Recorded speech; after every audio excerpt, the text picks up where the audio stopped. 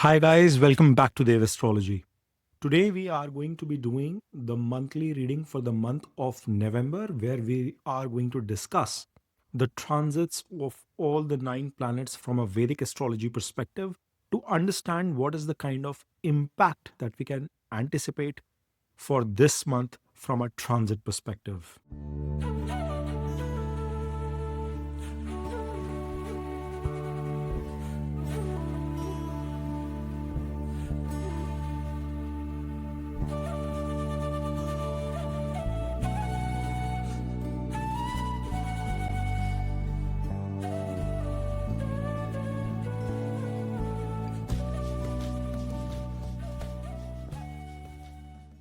Now, guys, as you can see on your screen here, these are some of the important dates which are going to come into picture. First and foremost, Sun is currently in the sign of Libra and is going to be stationed there until November 16, and it then moves into the sign of Scorpio.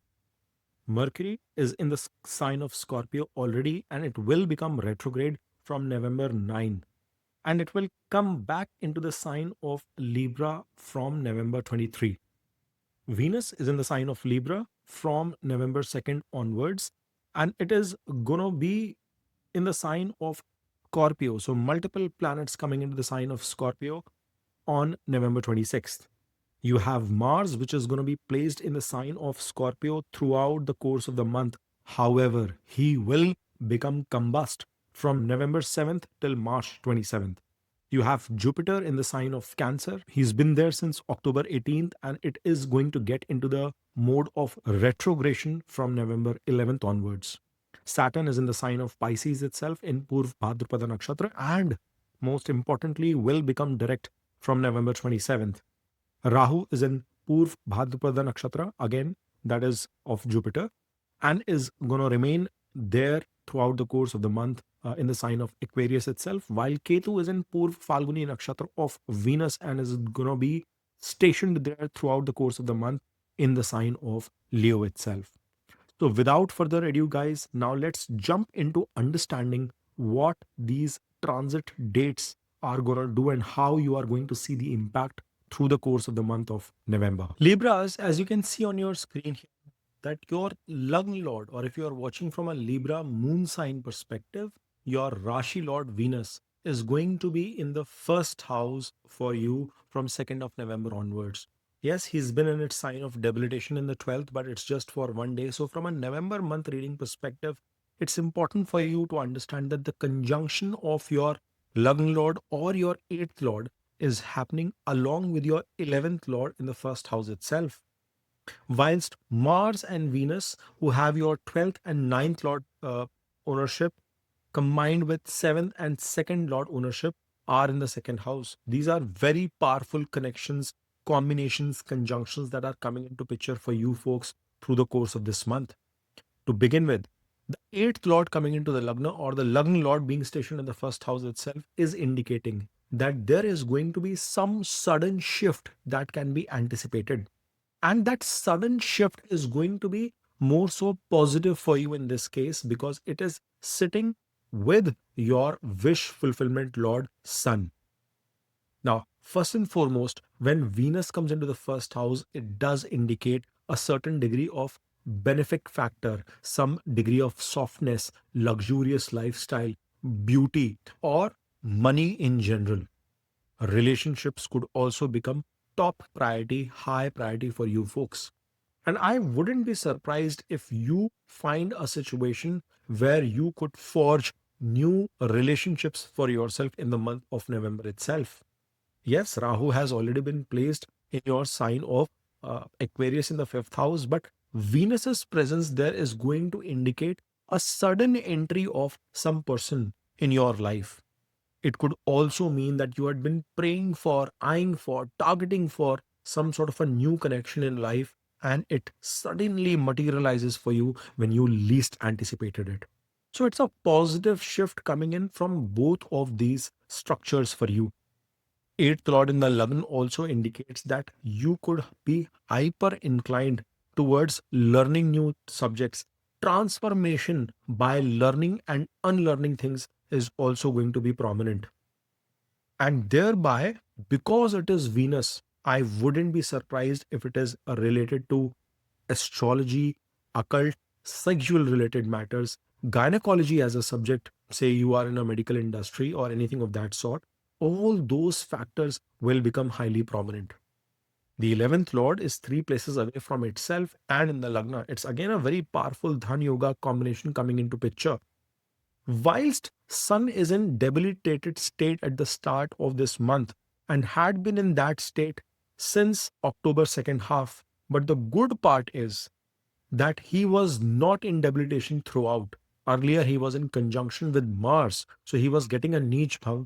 And just for a shift since 27th of October till 1st of November, where he's been there by himself, but then Venus also becomes conjunct in this house itself, and he is indicating another niche bhang coming into picture for you folks. Once that is happening, the ill effects or the delays or the diminishing impact of your wishes, goals, objectives, targets is going to go away. You will see a positive oozing out of confidence in you. There will be a self belief out of nowhere which comes into picture. You will have this belief that you can accomplish anything that you take up. And that's another positive bit to happen. But at the same time, with this shift, there is a risk of some degree of arrogance, some degree of attitude coming in, which could be more visible to your partners because Sun is giving an exalted aspect towards your seventh house. So you will have to be watchful whilst you are craving for those relationships, whilst you are craving to do well with your partner as well, with Venus's presence in the Lagna. Still, it is crucial for you to monitor your speech because you have Mars and Mercury, that powerful combination sitting in your second house, and Mercury will become retrograde. Remember, this month you will have retrogression of three planets: Mercury, Saturn, and Jupiter.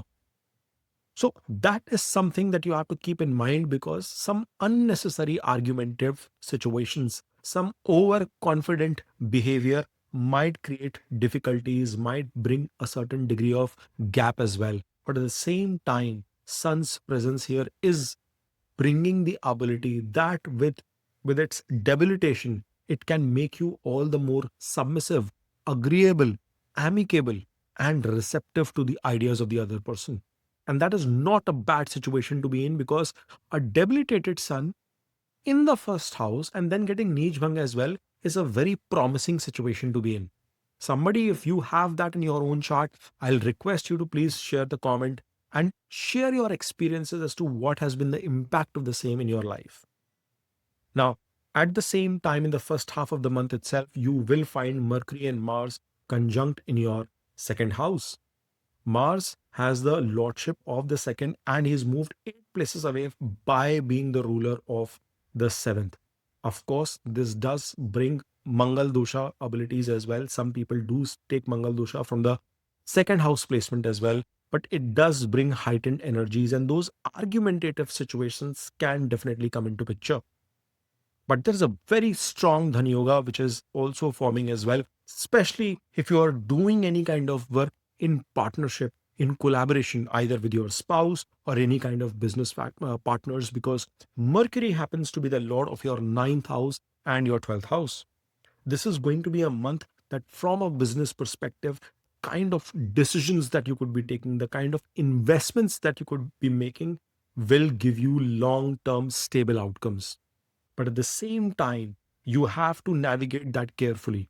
Any such investment strategies will be decent as long as Mercury is sitting direct in your chart. But once Mercury is in retrogression, I will advise you that it is important that you weigh your decision making critically.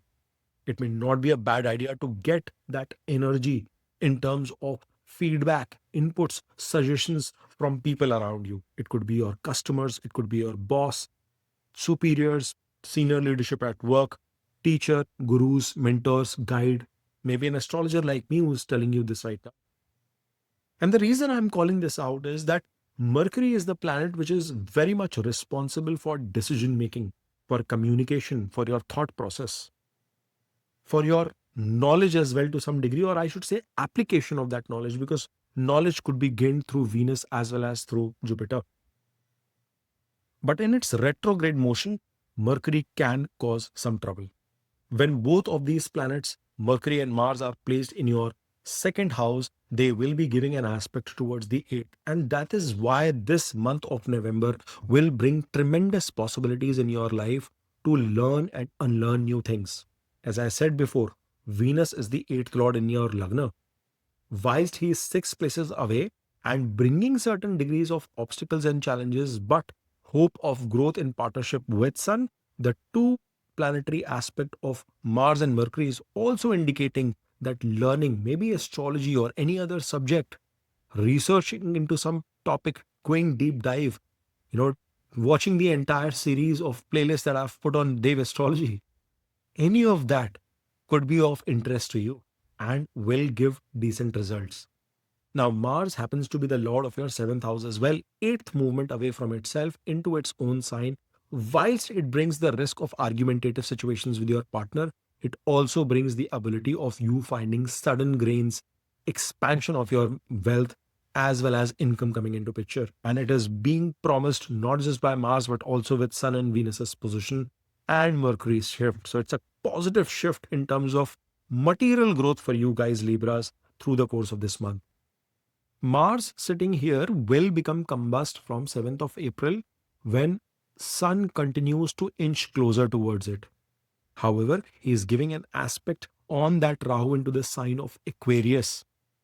And that means that your energy, your fire in the belly, that mindset to do something in terms of romance, in terms of learning, education, in terms of your studies, in terms of investment strategies. A lot. I was just doing a reading for a Libra person with Rahu transiting and very strong Rahu placement in their birth chart as well. And they are like going crazy about crypto and forex trading, and we had a very healthy decision on the investment strategies and planning and stuff. I'm not a advisor, I just want to give that caution, but yes, being an investor myself, I do enjoy some of those dialogues and conversation and understanding that as to how it can work out for your specific chart. So those kind of energies could become prominent, but I would want to draw and your attention to the fact that this is a transit reading. You must always refer to your natal chart, dasha antardasha, and see that the entire ecosystem of this is working out in your favor. Rahu is going to get heightened with that energized aspect of Mars, and thereby your efforts, energies related to the fifth house are going to become crucial. We will talk more about Rahu in a bit, but as we talk about the second half of the month from 16th, Sun will be transiting into your second house and forming a very strong Dhan Yoga, 11th Lord in the second house. And that is why I keep on repeating, Libras, that for you, this is going to be a very crucial month in terms of seeing that multiplier factor, because the sign of Scorpio will be getting an aspect from an exalted Jupiter sitting in your 10th house. And that becomes crucial because it will bring an opportunity for you to multiply and find enhanced gains on the efforts that you've been putting in. Jupiter is an expansionist planet that brings in abundance. And you wouldn't be surprised if you find some kind of auspicious gathering, large network of friends coming into your house and some sort of a celebration also coming into picture in the second half of the month. As you move further over the course of the weeks, you will realize that Mercury will now be trickling back into your first house itself, whilst Venus will be coming into the sign of Scorpio from 26th. And once that is happening, the eighth lord is seventh to itself, and three planetary conjunction will be in place at one point in time with Sun, Mercury, and Mars, and then with Sun, Mars, and Venus towards your eighth house.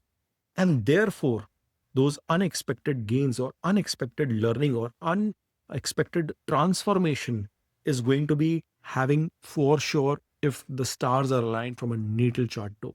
Now, the quantum of that impact can be measured only depending on the kind of life or the situations, desh, kalpatra, as they say, that you are living in or wherever you are placed. This also indicates that you will be gaining huge amount of respect, adulation from people around you, especially from your immediate family members. There is going to be a pleasant environment.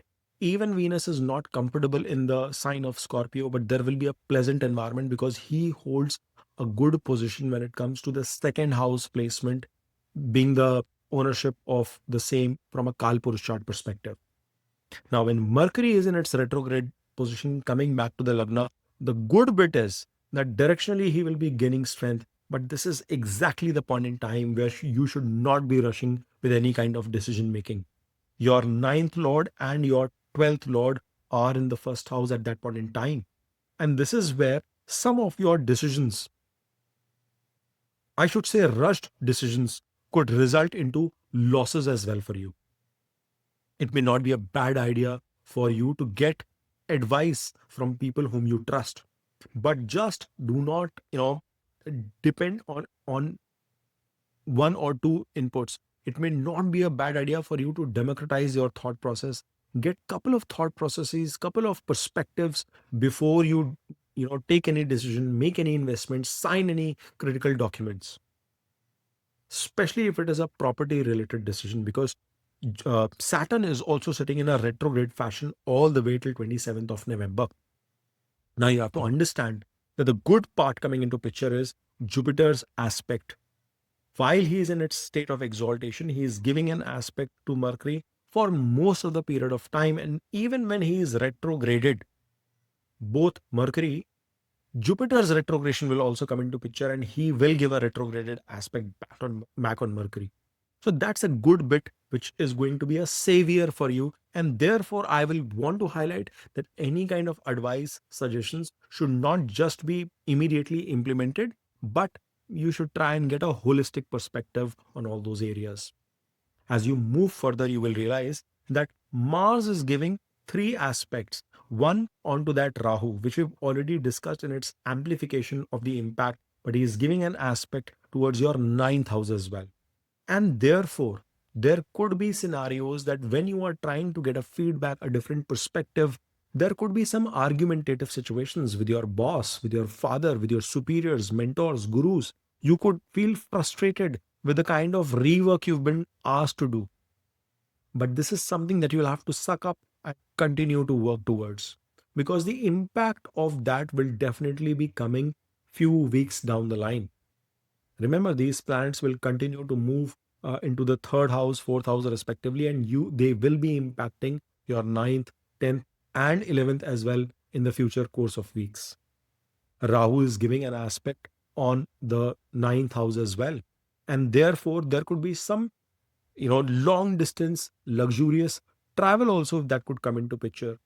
Whilst you are in this travel, some bit of losses or some bit of frustrating scenarios can also happen, loss of baggage or anything of that sort. Now, Rahu is also giving an aspect towards your Lagna in the Libra sign, and that is where being overly ambitious is something that you will have to always monitor. Good period is promised in the month of November for you Libras. But before you go ahead and take hyper risks, I would advise you to consider and reconsider the situations that you are in. Moving further, you have Saturn in the sign of Pisces retrograded till November 27th, and he will become direct thereon, but he's already getting an aspect from an exalted Jupiter. And the aspect of Jupiter will only get stronger from 11th of November onwards, which means that somewhere from second half of November, you will now see lesser of the difficult impact of Saturn in your life. He is a Yoga Karaka planet. If you are, if you see that he holds the ownership for your fourth and your fifth house and placed in the sixth, you are going to realize that as he becomes direct, a lot of your matters related to loans, litigations, health related issues will automatically start solving as well. He's giving a retrograded aspect towards the eighth house as well, and thereby some of that effort in terms of learning new things might require rework from you. So don't just jump into conclusions if you've found some information, if you've understood something, and jump towards implementation. Again, the Mercurian retrograde and Saturn retrograde is saying analyze. If you are appearing in some kind of competitive examination, you know what the answers are. Revisit that question, reread that, strategize accordingly if you are in that stage. I had this one of those readings where a person specifically asked about their situation, and I have to remind students specifically of this situation. So I'm just calling it out very openly.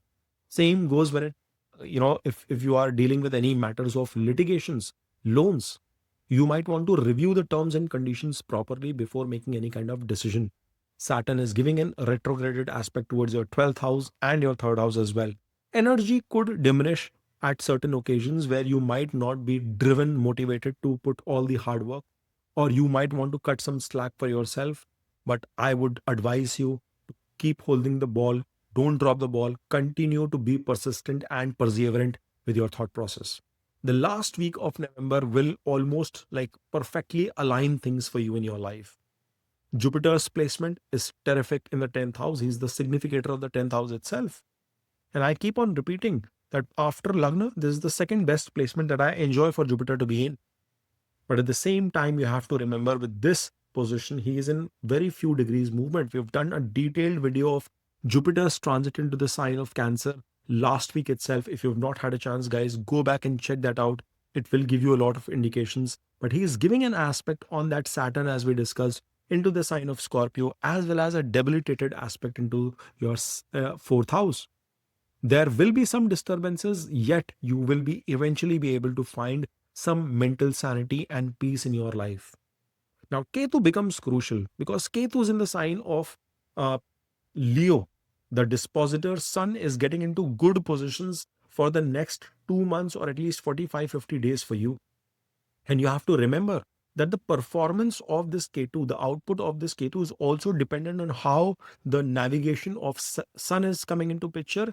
Plus, he is sitting in Venus's nakshatra. So, Venus's dignity and movement also becomes crucial. And this Ketu is indicating a positive outcome. But as I've repeated in my other videos too, when Ketu is in the 11th, you have to disassociate yourself with the greed, with the materialism, and just focus towards the process, focus towards the journey, and enjoy that cycle.